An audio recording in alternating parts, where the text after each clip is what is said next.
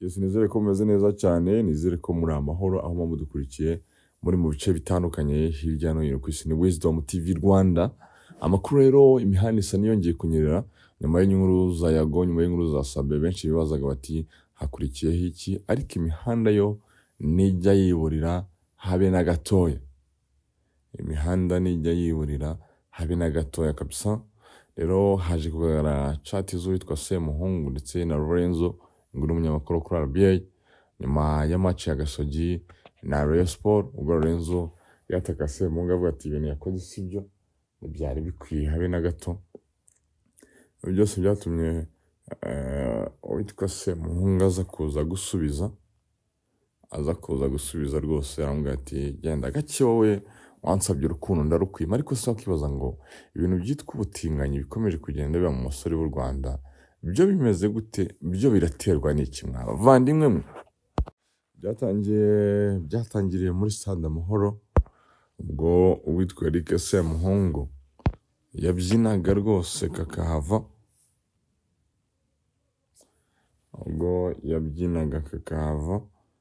Bitewe n'imyitwarire yagaragaje muri Stade Amahoro, yaje gutungura benshi cyane. Abantu baza kuvuga bati ese byagenze gute, ese niki cyabaye, niki kijya mbere se cyangwa ibyo. Rero abantu baje gukomeza kubyibazaho bitewe n'imibyinire ya Semuhungu nyuma y'umukino wa Rayon Sport ndetse na Gasogi, maze abarimo imitamenwa 200 Ryan City yo arandika ati icyo dusaba nyakubahwa minisita ureberera urubyiruko John Abdallah, mu izina ry'urubyiruko turabasaba ko mwakora n'inzego zose bireba mu gace gisa no kwamamaza ubutinganyi mu ruhame. Ese ubutinganyi buremewe mu Rwanda? Ese burahari? Ataginga uwitwa Lorenzo. Naho ngaho rero byari bitangiriye, urugamba rusa naho rwari rutangiriye aho ngaho. Ati ariko se sinagira ngo aba muri Amerika cyangwa n'ubundi? Ni ikibazo yibazaga.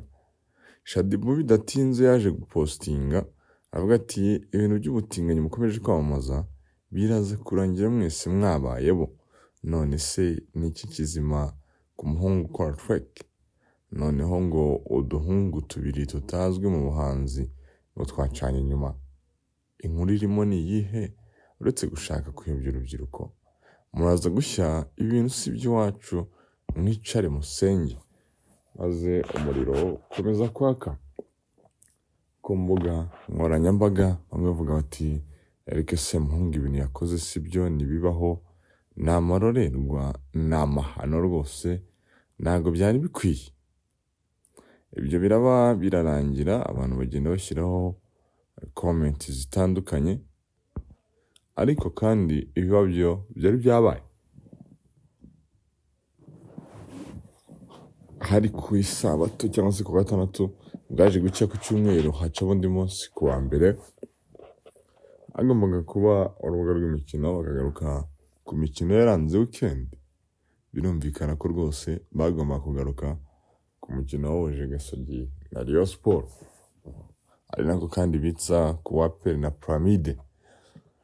Uwitwa Lorenzo yaje kuvuga ko agaya Kenesi bitewe nuko ari we ngo watanze amabaji yo kwinjira ku mukino, akayiha Semuhungu, akaza gukora ibintu utakwereka abana bawe, akaza gukora ibintu biteye isoni nk'uko abivuga ati no gukwirakwiza ubusambanyi cyangwa se no kubwigisha.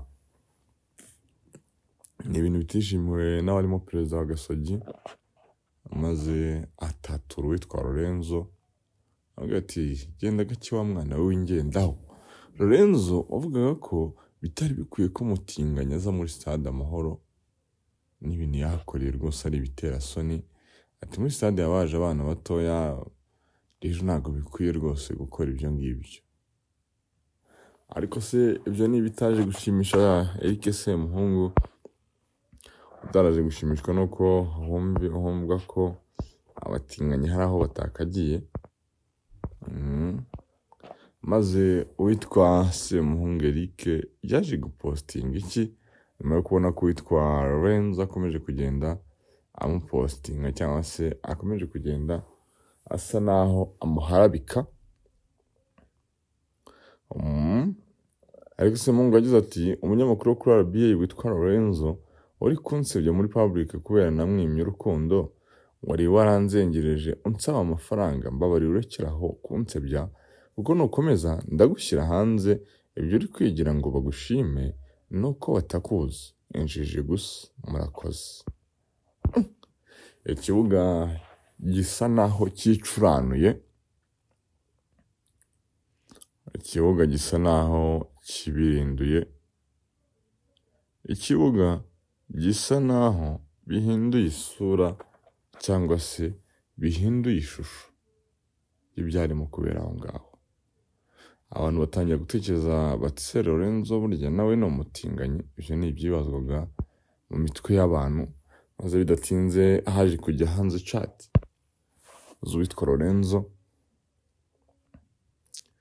arimo yandikira uwitwa Semuhungu.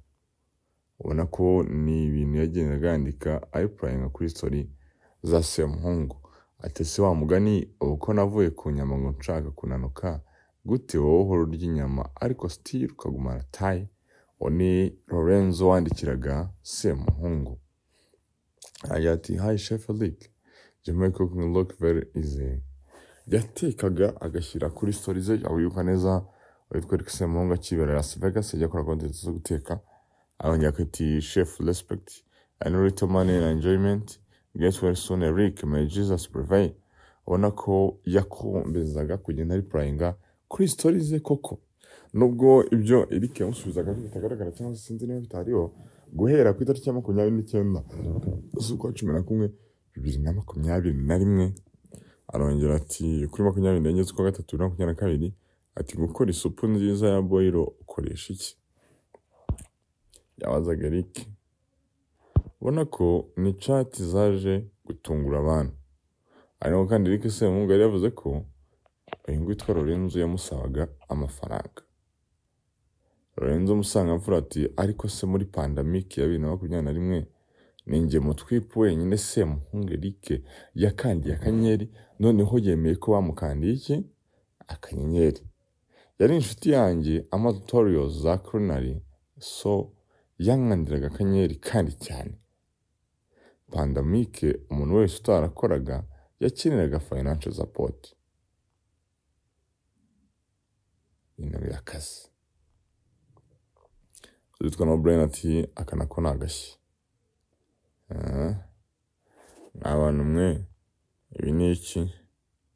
Aho witwa noneho Lorenzo yagiye yaka nimero Semuhungu. Hari ku itariki ya 10 z'ukwa 12 2019. As hi, can I have your WhatsApp number please? Keep the good work, good day Eric. Track. Hari ku itariki 21 z'ukwezi kwa 3 2020 aho yari prende kuri story ya Semuhungu abanga track. Mara mu gihe Lorenzo ejo bundi yavuze ngo ntago bikwiye umuntu w'umugabo gukora fake muri stade. Ntago bikwiye no gukwirakwiza amashusho y'urukozasoni. Ngibyo reka minire hano, ibindi biraza kuza mu kanya. Wowe ukore subscribe niba utarayikora, hanyuma twibande 5 kuri 5. Hasta la vista.